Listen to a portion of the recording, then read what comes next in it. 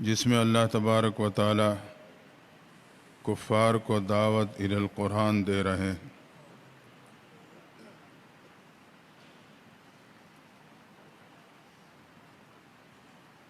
فرمائے یہ لوگ منزل من اللہ یعنی قرآن مجید کو جادو قرار دیتے ہیں،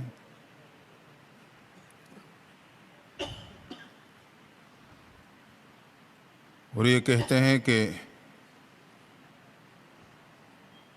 اللہ کا کلام نازل ہونے کے لیے مکہ اور طائف کا کوئی بڑا آدمی نہیں تھا جس پہ اللہ تعالیٰ اپنا کلام نازل کرتا۔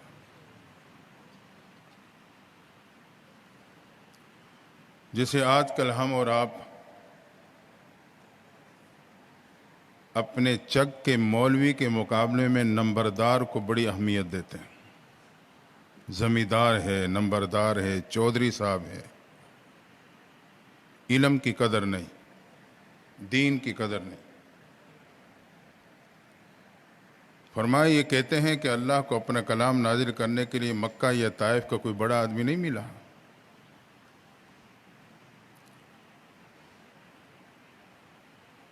اللہ تعالیٰ فرماتے ہیں کیا ان کے شریکوں نے ان کے لیے کوئی نیا دین بنا کے انہیں دے دیا ہے جنہیں یہ معبود سمجھتے ہیں؟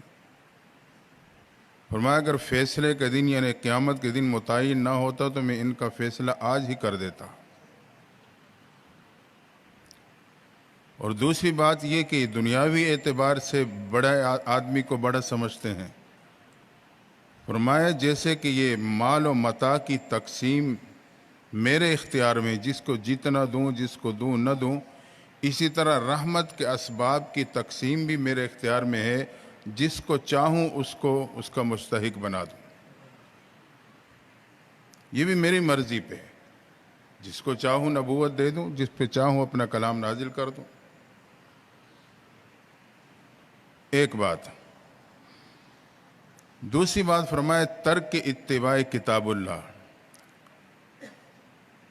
جو لوگ قرآن مجید کی اتباع کو ترک کر دیتے ہیں، فرمائے اس سے فطرت سلیمہ سلب ہو جاتی۔ جو انسان کی ایک فطرت سلیمہ ہے، اللہ نے ایک عقل دی ہے، سمجھ دی ہے، سوچ و بچار کی صلاحیت عطا کی ہے، فرمائے جو کتاب اللہ سے کٹے گا اس کی فطرت سلیمہ سلب ہو جائے گی۔ فرمائے ان کی فطرت سلیمہ سلب ہو چکی ہے، جس وجہ سے اللہ کے وجود سے ہی انکار کرتے ہیں کہ کائنات خود بخود چل رہی ہے، کوئی چلانے والا ہی نہیں۔ جو فطرت سلیمہ سلب ہوتی ہے پھر انسان عقل سے بھی بالا بالا فیصلے کر رہا ہوتا ہے۔ فرمایا اس لیے اللہ کے وجود سے ہی منکر ہے۔ تو قرآن سے عدم تعلق انسان کی فطرت سلیمہ کو سلب کر دیتی ہے۔ اور تیس جگہ پہ ارشاد فرمائے کہ زمین اور آسمان کا جو نظام ہے نا، یہ اللہ کے قبضے میں ہے۔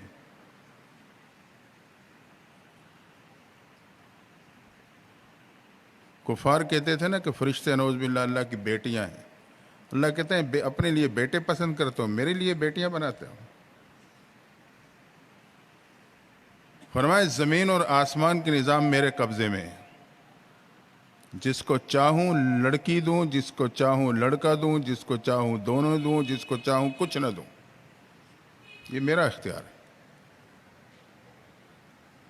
چاہوں دونوں دے دوں، چاہوں دونوں نہ دوں، چاہوں ایک دوں ایک نہ دوں۔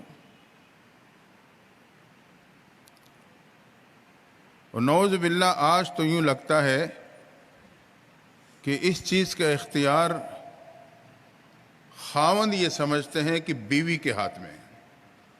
عقل ماری جاتی ہے، عقل سلیمہ جو ہے نا سلب ہو جاتی ہے۔ یعنی اپنے آپ کو بھی وہ اتنا بے اختیار ثابت کر رہا ہے کہ بیوی کو با اختیار سمجھ رہا ہے۔ بیٹی بیٹا دینا یہ بیوی کے ہاتھ میں ہے۔ نعوذ باللہ، انا للہ و انا الیہ راجعون۔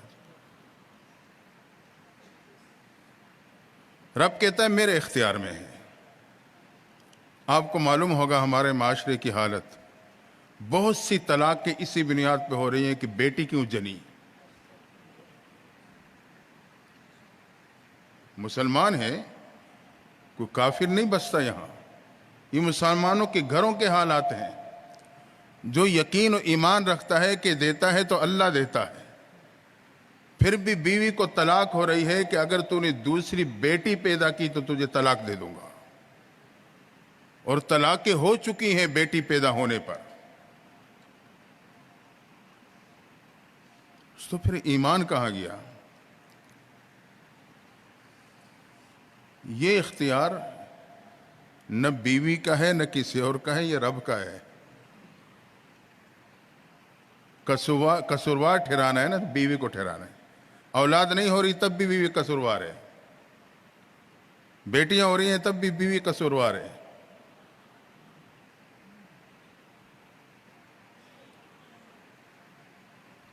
عجیب عجیب سے کیس ہیں. معاملہ تو اللہ کے ہاتھ میں. اگر اسباب کے تحت کوئی معاملہ ہے نا، وہ بھی خاوند کی کوشش ہوتی ہے بیوی پہ ڈالوں، اسے بدنام کروں. ماں کو پتہ ہے میرا بیٹا اولاد پیدا کرنے کی صلاحیت نہیں رکھتا،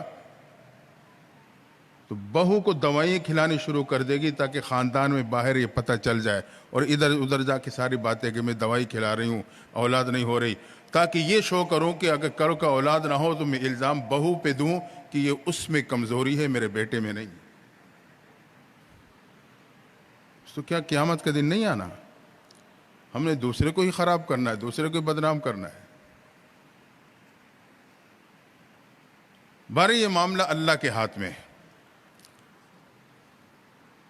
ایک شخص تھا، تعویذ وغیرہ دیتا تھا، جس کو ہم اور آپ اپنی زبان میں بس وہ پیر صاحب کہہ دیتے ہیں.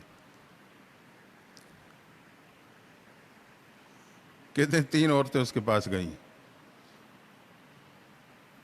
ایک کا بیٹا تھا، بیٹی نہیں تھی. ایک کی بیٹیاں تھیں، بیٹا نہیں تھا. ایک کی اولاد ہی نہیں تھی. انہوں نے اپنی بات رکھی. پیر سب کو تعویذ دے دو اللہ مجھے بیٹا دے دے. دوسرے نے کہا مجھے تعویذ دو اللہ مجھے بیٹی دے. تیسرے نے کہا میرے کوئی اولاد ہو جائے بس. اس نے 3 تعویذ بنا کے دے دی.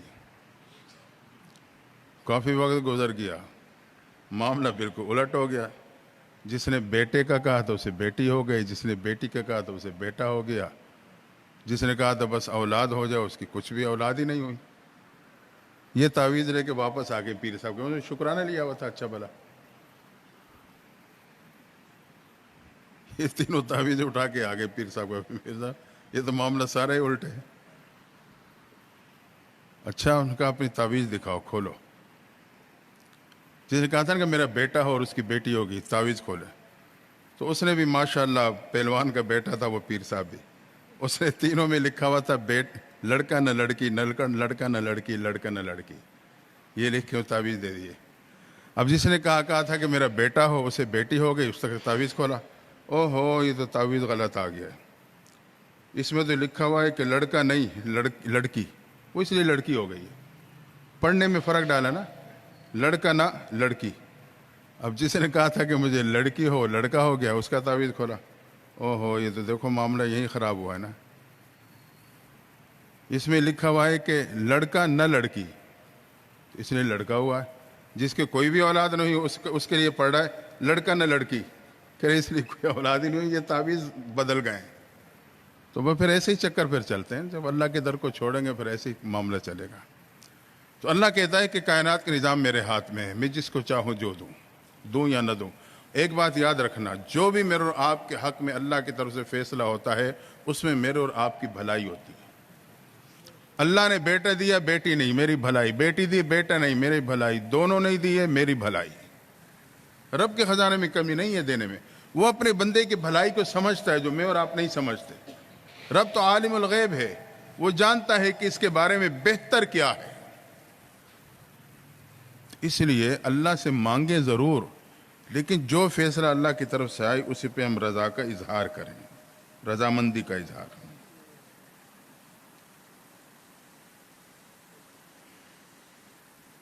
آخر میں اللہ تبارک و تعالیٰ نے فرمائے دنیا کے ساز و سامان پہ مغرور نہ ہونا. دنیا کے نعمتوں کی وجہ سے حاصل کرنے کے لیے میرے قانون کو نہ توڑنا. یہ فانی چیزیں رہ جائیں گی. اگر میرے قانون کی پاسداری کرو گے تو آخرت کی دائمی نعمتیں دوں گا، ہمیشہ کے لیے باقی رہیں گی. فرمایا کہ آخرت کی دائمی نعمتیں حاصل کرنے کے لیے دو کام، ایمان اور اعتماد. یہ دو چیزوں کے دامن کو تھام کے رکھنا. پہلی چیز تو شرط بنیاد ایمان. ایمان کے لیے صفات کی بنیاد پہ تمہیں دائمی نعمتیں حاصل ہو جائیں گی. فرمایا اگر میرے قانون کو توڑا پھر اس کی سزا بیان فرمائی. جہنم ہے اور جہنم میں شجرۃ الزقوم، زقوم کھلایا جائے گا تمہیں.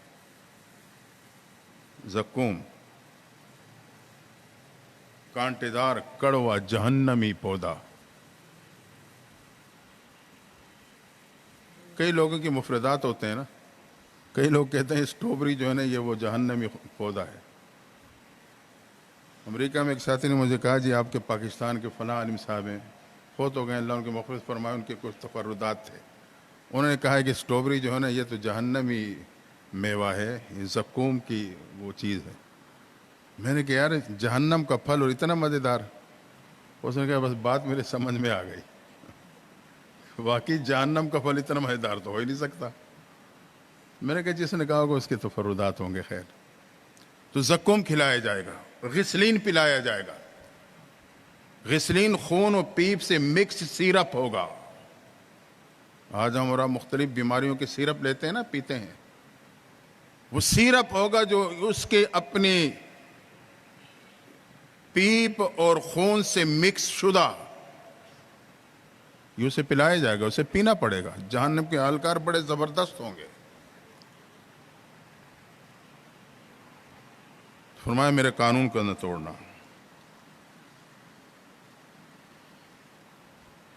حکم ہوگا اسے گھسیٹ کے جہنم کے درمیان میں پھینک دو اور پھر اس کے اوپر گرم ابلا ہوا پانی ڈالو اس کے سر پہ. قرآن کہہ رہا ہے. بہرحال وہاں کا عذاب سہنا ہمارے اور آپ کے بس میں نہیں ہے. اس لیے ہم اور آپ اللہ کے قانون اور دین کی پابندی کریں، قرآن سے تعلق جوڑیں تاکہ میرے اور آپ کی دنیا بھی سنور جائے، آخرت بھی سنور جائے. اللہ ہم سب کو عمل کی توفیق عطا فرما دے. اللہم صلی علی سیدنا محمد وعلی آل سیدنا محمد مبارک وسلم. یا اللہ قرآن سننے سنانے کو قبول فرما، کمی کوتاہی کو معاف فرما. قرآن مجید اور رمضان کے روزے کی شفاعت عطا فرما، رمضان مبارک کی برکات نصیب فرما. اللہ ہم سب پہ رحم و کرم کا معاملہ فرما. یا اللہ لیلۃ القدر کی برکات سے ہم سب کو مالا مال فرما. صلی اللہ تعالی علی خیر خلقہ محمد وآلہ واصحابہ اجمعین.